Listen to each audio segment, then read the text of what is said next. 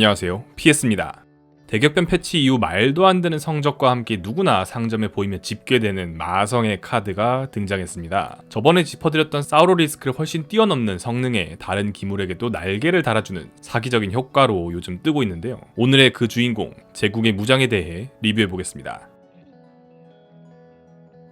삼성 표준 스탯은 4사입니다. 개걸스러운 폭룡, 바다의 노략군, 정지장 정령, 지옥 지느러미 길잡이, 황혼의 사설 등이 이에 해당하죠. 또한 삼성에서 체력이 5인 하수인은 깡통나사 고물 로봇과 제국의 무장을 제외하면 없습니다. 4, 5 스탯은 삼성에서 기본적으로 가장 뛰어난 스탯이고 단순하게 4사와 비교했을 때 체력 1차이가 아닌 교환비에 따라서는 4, 5 하수인이 4, 4 하수인 2마리까지도 교환을 해주기도 하죠. 이게 굉장히 큰 의미를 가집니다. 지속 성장 능력이 있는 기물의 경우 구매하는데 리스크가 존재합니다. 기본 스탯이 다른 기물들에 비해 낮아 당장 구매한 턴에는 필드가 약해지죠. 또한 조합의 방향성이 빠르게 정해지면 특정 기물 의존도가 너무 높아지게 됩니다. 저레벨 단계에서 빌드업을 빠르게 정하는 건 어느 정도 리스크가 있다는 이야기가 되겠습니다. 하지만 제국의 무장은 앞에서 언급한 두 가지 단점에 해당되지 않습니다. 앞에서 설명드린 것처럼 스탯이 일단은 4, 5로 너무나 좋습니다. 또한 보통 6, 7턴의 도발 하수인이 한두 마리는 가지고 있는 경우가 많기 때문에 그 즉시 제국의 무장의 능력을 바로 받는 경우가 많습니다. 조합의 방향성을 강제받는 것 또한 거의 없는 편이고요. 제국의 무장을 구매했다고 해서 도발 중심의 덱을 무조건 가야 할 필요가 없습니다. 도발은 최고의 범용성을 가지고 있기 때문이죠. 어느 덱에나 들어가기가 편한 편입니다. 정령 조합의 초반 키카드 녹아내린 바위의 부족한 공격력을 슈팅 악마 덱의 도발 악마 공격력을 기계 조합에서 아르거스나 안녕 모듈을 바르고 공격력을 빗송곳니 덱에서 공격력을 추가로 늘릴 수가 있죠. 거의 모든 조합에서 제국의 무장은 활용이 가능합니다. 기본 스탯도 좋고 구매 후 바로 활용도 가능하고 범용성도 좋다. 사기라는 이야기죠. 현재 제국의 무장은 7에서 9마나 사이 3레벨 상점에서 나왔을 때 무조건 사도 된다 이야기를 드릴 수 있을 정도로 고밸류의 하수인입니다.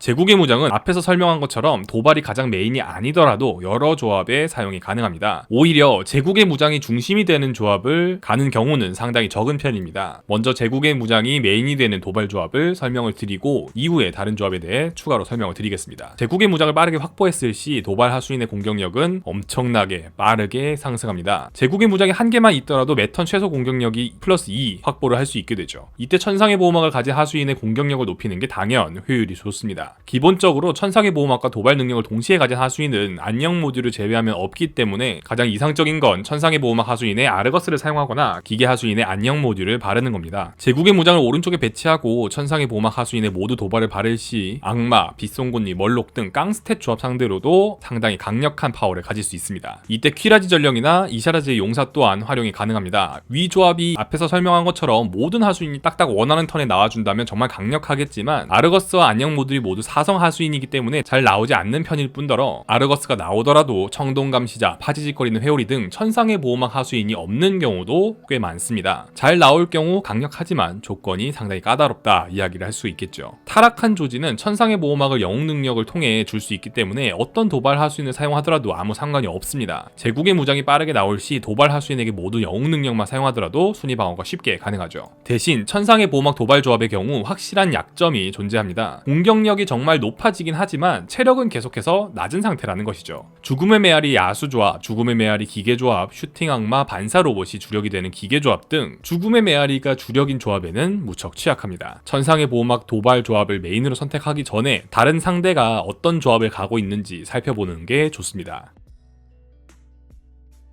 이번엔 제국의 무장이 서브인 경우를 살펴보죠. 주력 조합에 제국의 무장을 보너스 느낌으로 넣는 겁니다. 언제든 빼는 것도 가능하고요. 앞에서 잠깐 설명한 것처럼 이 경우는 정말 너무나도 많습니다. 사실상 거의 모든 조합이 제국의 무장을 활용할 수가 있습니다. 오늘 영상에서는 대표적인 것만 몇 개 설명을 드리겠습니다.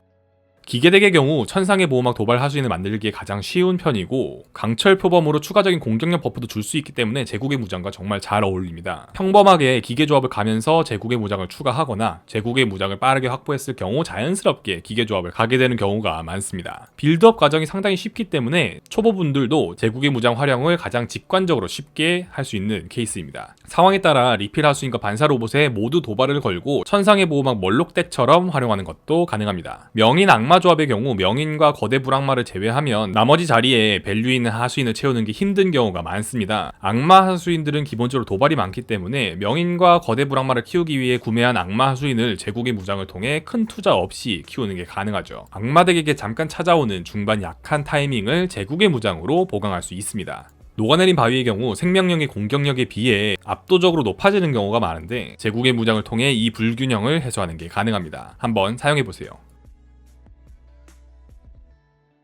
오늘 영상 요약해보겠습니다. 삼성 상점에서 제국의 무장이 나왔을 때 대부분의 경우 일단 사고 볼만합니다. 그렇다고 제국의 무장이 제일 메인이 되는 그런 도발 조합을 꼭 갈 필요도 없죠. 주력으로 가는 조합의 보너스 느낌으로 사용한다 생각하시면 되고, 아르거스, 안녕 모듈이 나와주거나 도발 메인 기물들이 잘 나오는 경우에만 도발 메인 덱으로 가볼까 생각을 해봐도 괜찮다는 것을 명심해 주시면 되겠습니다. 지금 제국의 무장은 일단 보이면 구매하세요. 도움이 되었길 바라며 오늘 영상 마치겠습니다. 감사합니다.